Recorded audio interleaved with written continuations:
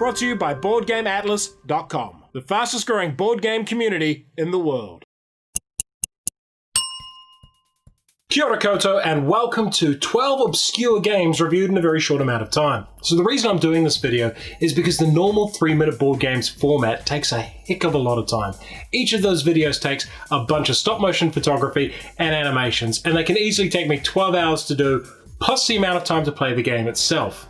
Now, taking that time is something I'm quite proud of doing, but it is a problem with YouTube. You see, if I review a game that not that many people are interested in, it really hurts my numbers long term. So while I like throwing a spotlight on obscure and unusual games, the audience doesn't click through on them anywhere near as much as I'd hope. So I thought I'd package them together into one omnibus review, so we can have a look at these games quickly, punch through them, and just have a play around with some odd and unusual titles. Now, the requirements for being on this list is a game cannot have more than 1,000 owners on Board Game Geek at the moment I decide to make the list up. None of these games have more than 1,000 owners, or at least they don't right now. So I'm just going to blitz through each game, give you the highs and lows and just a little bit about it, and if you're interested, go check them out. Some of the games on this list are pretty good, some of them aren't. Some of them are pretty bad. So anyway, this is something a little different for the channel, so let's see how it goes this first time through. And I'm going to be counting the games down from most owned to least owned. And the least owned game doesn't have many owners at all. Number 12 on the list, with a thundering 445 owners on Board Game Geek, is Planet of the Apes by Richard Launius. Now, Planet of the Apes is exactly the kind of game you'd expect from Richard Launius. It's a cooperative game, it's dice rolling, and it's got a push your luck element to it. And that's because Richard is the designer of Elder Sign, Arkham Horror, and Defenders of the Last Stand, games which involve cooperative gameplay, dice rolling, and push your luck mechanics. Planet of the Apes is very much a Richard Launius game. If you like his style of thematic, cooperative dice chuckers, you'll probably enjoy Planet of the Apes. It's a little dated and it's a little bit kitsch these days, but the game actually nails the theme pretty damn well, and you do feel like you are playing through the movie. One of the really curious things about the game is that if you are playing cooperatively, you're not playing different characters. You're not playing an ensemble cast around Charlton Heston's character. You're playing different facets of their personality, and that comes out quite well. But I still think it's one of those cooperative games that feels like a solo experience, a multi-hand solo experience, but still more of a solo game than a cooperative game. So if you are looking for a solo game that's just a dice chucker that is in the style of Elder Sign or Arkham Horror, check out Planet of the Apes. It's probably in a bargain bin near you. Number 11 on the list with 428 owners is Atelier, a painter's studio. In Atelier, a painter's studio, you are a master painter. A classical painter, and you've got students, and you're trying to collect paints and put your students out there and paint the best and greatest masterpieces that will hang in museums in the future. As a game, it's not super deep or complex. It's very easy to understand. It's basic worker placement, a little bit of area control, and set collection stuff. You collect paints, you put them on your board, and then you use them to create masterpieces. There's some cool stuff in there with the secret goals about what you're chasing after, but really it's a very straightforward, very simple game that's hung together by the fact that it comes with really nice art. And sometimes that's all a game needs. Sure, it's not going to win any design awards mechanically, but it's fun, it's good enough, and it's one of those themes that you can take around to your mum's place and she'll be like, oh, this is lovely. Which reminds me, we need to take this around to Steph's mum's place so she can say, oh, that's lovely. The downside of Atelier is that mechanically it doesn't do anything original, it doesn't do anything fresh, and if it didn't have this wonderful, lovely theme, it would be pretty damn forgettable. Number 10, with 366 owners on Board Game Geek, is New Zealand's very own Horde, made by Cheeky Parrot Games. Horde is another one of those family-friendly games I'm talking about, and if you're picking up a theme here, it's because family-friendly games don't have enough mechanics for me to really digest and put into the 3-minute board game format. I'd actually have to pad the videos to make it to 3 minutes, and I'm not sure anyone actually wants to see that. But that is not a knock on simple games. We need simple games. For every Agricola or Twilight Imperium, we need games like Horde that are accessible. They're family friendly, and you can just teach them to kids, and kids will have a hell of a lot of fun with them. And the thing about Horde is there's a dragon. It's asleep. And there are cards arranged around the outside of the dragon. And you move around and you look at them, you take the card to your hand and you replace it with something else, and you are trying to build sets within your hand.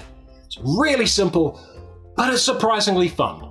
And it's that kind of fun, simple, family-friendly game that can be on just about anyone's shelf unless you're, a beady grognard like myself. One thing I also really like about Cheeky Parrot games are their box shapes. This is a weird thing to pick on, but they have these really nice magnetic boxes that clip together, and I just think they're wonderful. This one might not be available in the US or other places. I'll put a link to Cheeky Parrot in the description below if you are interested in it. So if you are looking for a family-friendly push-your-luck game with a really easy-to-grasp theme about don't wake the dragon, check out Horde. Number 9, with 355 owners on Board Game Geek, divert power to fun, it's Mothership. Now with such a bold opening statement like divert power to fun, is Mothership a fun game? Yeah, it kinda is. But it's also not without its problems. You see, Mothership looks like it's a 4X game, but it really isn't. You just have spaceships that you put on the board and you end up fighting each other. It's just really about fighting. It's got some of the exploration stuff from a 4X game. It's definitely got the exterminate, but it's not that kind of 4X Twilight Imperium Eclipse type game. But what it is just a good old-fashioned scrapping game. There's no allusions to anything more than that. It just goes, here's your ships, here's the stuff you can research, go blast each other. That's the game. And in some ways it's reassuring to see a game that doesn't put on pretenses, that just goes, yeah, I'm about shooting people and blowing stuff up, that's my bag. But the problem with Mothership is the tone in some places is really, really weird. One of the technologies is Jimmy's Cheesesteaks, and I have no idea what that's a reference to or why that's funny or why that's in the game. But then there's another tech upgrade which has a little Lego man face and says target the women and children, which is pretty dark to put beside a Lego face. So I'm not too sure what they were going with some of the tonal stuff in the game, but it feels ultimately a bit juvenile. And that's kind of what this game is. It's silly, it's a juvenile kind of fighting game in space. It's not seriously deep, and you can't take it too seriously. But if that's the kind of thing you're after, you might enjoy it. I thought it was pretty ordinary. Number 8, with 292 owners on Board Game Geek, is Cogs, with a Z. Cogs is a really simple puzzle game. There's a tableau of puzzle pieces out there, of different connecting bits and bobs, and you've got 3 tiles in your hand, and you're allowed to take one tile from the board and place one tile to change the layout of the puzzle to connect all of these cables, to close up these mechanisms, and to make it seem more symmetrical and perfect. And that's really kind of satisfying. There's something about puzzle games that change the shape, that work like a jigsaw puzzle, where you have like this chaotic thing when you start the game and eventually it takes shape. And how you change that gives you points. So the longer lines you have in the game, the more points you will score, but your final score is based on the lowest value, which is very similar to Tigris and Euphrates, which, as we know, is a very well-regarded scoring system. And that makes you think, oh yeah, I could get 15 red points by connecting this, but I've only got 1 yellow point, and that's what I'm going to get scored on. And Cogs is just simple. It's beautifully simple. And I kind of appreciate puzzle games where the complexity is in the simplicity. And that's kind of a weird statement, but hopefully you get what I mean. The puzzle idea itself is really simple, but you're sitting there going, trying to come up with the right tile to pick and the right thing to place, knowing that your opponents are going to be doing the same thing. So yeah, I really, really dig Cogs. We're going to be keeping a copy of that. And it's one of those games that Steph and I will probably play a fair bit over the years. Number 7, with 243 owners on Board Game Geek, is Flicka Faith. Now, Flicka Faith's made by Awakened Realms, the same company that does Tainted Grail, Nemesis, Lords of Hellas, and This War of Mine. You know, big box, fancy, expensive games. But they've got a new range called Awakened Realms Lite, and therefore more family-friendly games. And Flicka Faith is one of those. And it's really silly fun. It's a dexterity game. There's a mat you put in the middle of the board, you have little wooden cubes that represent your worshippers, and you flick them out onto the board, and you try to get them into the right place to score points. And that's just it. It's a real bare bones dexterity game with just enough fun stuff in it that you think, yay, this is really enjoyable. You play like a round or two in an evening, and then you put the box away for a couple of months. And that's not a bad space for a dexterity game to be in. It's easy to set up, it's really easy to learn, and there's enough silly stuff that happens in the game that makes you just laugh about it. It really doesn't matter who wins. And one of the things I really dig is that there are these cards that modify what happens each turn. And one of them, for example, is flip your discs on their side and try to flip them that way. Another one is you have to flip with your offhand. There's just enough silly junk in the game to make it fun. And that's what it is. Flicka Faith, the box is way too big for what it is. But aside from that, yeah, it's a fun, silly dexterity game. You're not going to be thinking about it too much after you play, but it's a really good 15-minute filler. At number 6, with 240 owners on BGG, is Bees! Bees is also by Awakened Realms Light, the same company that did Flicka Faith, but it's made in combination with Van Ryder Games. And this seems like a really weird game to have like two publishers working on because it's quite basic. It's quite a simple game. You see, Bees is a game like Splendor or Century Road. And if you know the mechanics of those games, Bees feels like it's part of that same family, that exact same niche. The thing that differentiates Bees is that it's got this natural world theme and that the cards that come with the game are absolutely gorgeous. I really can't say enough good things about the artwork and the presentation of Bees. For such a simple game, they spent a lot of care and effort into making it look absolutely beautiful. And the gameplay is fine. As I said, if you like Century or Splendor, you will probably enjoy the gameplay of Bees. If you absolutely hated those two games, you'll probably hate Bees as well, as it is very much in that same niche. Is it better than either of those games? No, not really. But it's still pretty good. And I think presentation-wise, it's better looking than Splendor, and it's definitely better looking than the original Century Spice Road. But who would like Bees? Again, I've said this a couple of times in this video. This is a family-friendly game. It's easy to learn, it's easy to teach, it looks good, it's presentable, and it's fine. It's fine. How many times am I going to have to say that it's fine? Number 5, with 201 owners on Board Game Geek, is Anomaly. Now, Anomaly was one of those games I was super hyped about. I thought, this sounds really cool. It's a hidden movement game where all sides are hidden from each other. And it's a one versus all where an electric monster is floating around a space station trying to gobble up the people on that space station. And they don't know where each other are. So there's a whole bunch of misdirection and fake outs in the game. And that sounded to me like a really cool idea. And for the first game or two, it was. But after the second or third game, there was a sameness that crept into the experience. It started feeling like every game of Anomaly kind of feels like every other game of Anomaly. And after 5 players, I was like, yeah, I think this game's undercooked. Really cool ideas, and it's definitely one I recommend playing at somewhere like a board game cafe or at a convention, where you can just give it 1 or 2 plays and go, yep, that was a really cool experience. I learned something from playing this game and it was fun. But overall, there's just not enough to it to keep you committed. It is not a Fury of Dracula. It is not a Last Friday. It is not one of those hidden movement games where you'd be like, ooh, I've got a game plan for next time. Because the game plan kind of feels the same. And the monster, despite having all of these cool upgrade abilities, just doesn't really feel like he's that much fun to play. And just really kind of annoyed at how this one didn't quite live up to the expectations I put on it. Which is fascinating because I don't think anyone else paid attention to the game. Like, I don't think anyone else was excited it was coming out. I certainly didn't hear anyone else talk about it. But Anomaly, it's good for 1 play. Good for 2 plays even. Then get rid of it. Or better still, don't bother buying it. Try it. Number 4, with 121 owners on Board Game Geek, is Sensor Ghosts. Sensor Ghosts is an abstract game about trying to find your way home by exploring different tiles and flipping them over to do stuff, using card management. And it's very much a cerebral puzzle game for those kind of people who love cerebral puzzles. Now, I really like the designer's other game, Assembly, and Assembly to me was something quite special. What I liked about that game is it felt like you were solving a giant combination lock puzzle.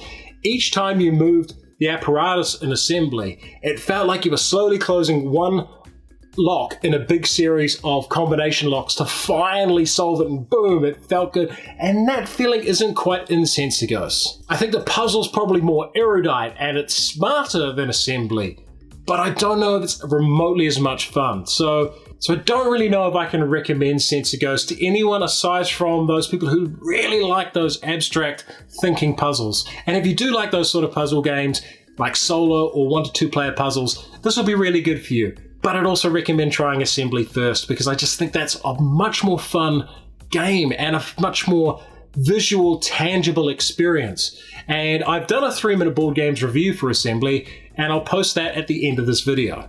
So you should definitely check that one out, because Assembly is, I've been showing pictures of Assembly all the way through this, a bit more fun than Sensegos was for me. Number 3, with 92 owners on Board Game Geek, is Far Away.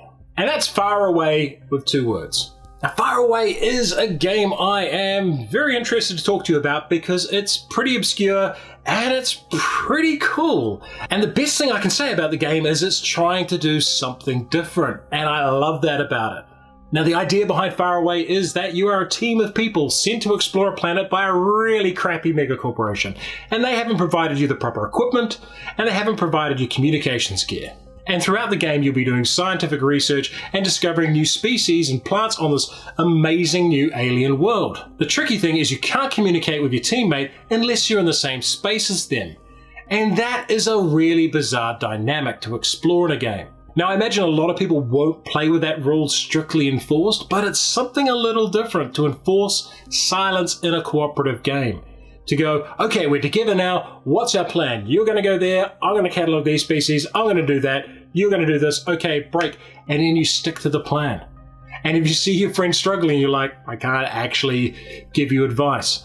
The problem with that, though, is that the game's pretty rules heavy. It's pretty complex. So the first couple of times you'll play, you'll have to be talking a lot about rules. And that kind of diffuses that dynamic a bit because you can't always talk about rules. And once you start talking about things, it kind of breaks that isolation experience that they're going for. So while I think the ideas in Far Away are really cool, and it's something a little different, I think it might have been too complex a game to try that isolation mechanic out on first. However, I'm all for advocating for games that are trying to be experimental, that are trying to push the limits, and are trying to do something a little different other than be another Cards Against Humanity clone or another crappy party game with hidden roles. We've got a bazillion of them. We don't have many games like Far Away, so if this weird little complex exploration game about solitude and survival sounds interesting to you, definitely check this one out. I was really quite impressed with it. Number 2, with only 21 owners on Board Game Geek, is another cheeky parrot game. This time, it's Flipology. Flipology is a very clever little game, and it works by you get dealt out a hand of cards and you arrange them face down, and then you flip one over each turn, and then it will have an effect that will take place. It might cause another one of yours to flip over, causing a chain effect, or someone else's to flip back down. And that simplicity works so well for a friendly lunchtime or family game. Now, we've played this one at work, and it was a hit. You know, we played like 4 rounds in a lunchtime. You set it up, you play the cards down, you flip them over, and just crazy things happen. And it all comes in one of those little cheeky parrot boxes I love so much. And I'm pretty reluctant to say anything bad about a game with a quokka in it, because who can hate on quokkas? They're adorable. What I will say is that it is a bit of a novelty game. It's a filler game, it takes 10 to 15 minutes, and once you've played it, you'll be like, yeah, that was really cool, that was really fun. You might not necessarily want to play it again immediately, but it is a good one to have on the shelf as a filler game, as a family game, and one you can play with kids. And it's just full of cute critters, and that gets 2 thumbs up from me. So yeah, Flipology is probably my favorite cheeky parrot game by a long shot. I didn't mind Horde, but I actually really like Flipology. And the final game on the list with 5 owners on Board Game Geek is the Fisher & Paykel Healthcare 50th Anniversary game. And if you're going, what the hell is the Fisher & Paykel Healthcare 50th Anniversary game? Well, there's a corporation in Aotearoa, New Zealand, called Fisher & Paykel Healthcare, and they make medical products. And it was their 50th anniversary, and their marketing and communications department said, why don't we make a board game and give it out to all our staff? And they did. They went and designed a game, and amazingly, they made a pretty damn good game. This cracks me up. Like, I got contacted to do a professional video for them to show on their work intranet and send around to staff about how to play the game. And I was expecting this terrible roll and move piece of junk. And I was like, yeah, okay, I'll do it for the money because it's not going on the YouTube channel. This is a paid gig, and yeah, I'll do it. And then the game turned up and we played it and we're like, this is better than half the games on the market. It's actually pretty good. And I contacted the guy who worked there who was the lead designer on it. And he said, yeah, my inspirations were Lords of Waterdeep and Viticulture. So I took concepts from those games and blended them together. And I'm like, yeah, that's what it feels like. It feels like a hybrid of Lords of Waterdeep and Viticulture, and those games are pretty damn popular and pretty damn good. So here I was expecting to have to do this instructional video for a pile of crap, and it turned out to be one of my favorite games I played last year, and how bizarre is that? This one's not available in stores. It was given out to their staff. I'm sure there's some on the secondary market. But yeah, one of those wacky and weird things that happens in the world of board gaming when a corporate decides, let's make a game to celebrate our business being 50 years old, and for once, it's not crap. And that concludes our short reviews of 12 different games.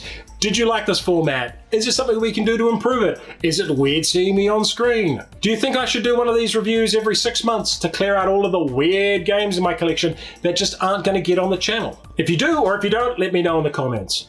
And one thing I'd like to say is these videos are only made possible with the support of my Patreon. Aside from that one paid gig, I do not do paid videos on this channel. I make money from YouTube ads, I make money from the sponsorship from Board Game Prices, and I make money from Patreon. And that covers the bills and makes me keep doing this. What we have been able to do is take some of that money and invest it in a new video camera, new lighting, and a green screen behind me. And we're trying to do stuff to improve the quality of what we do on the channel on an ongoing basis. This is not my job. I do this in my spare time. And to justify spending as much of my spare time on this channel as I do, I really need that support to help us keep going.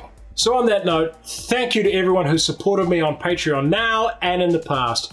You guys and girls are legends. Thank you so much. And yeah, join the team. We've got cake and stuff. I don't know.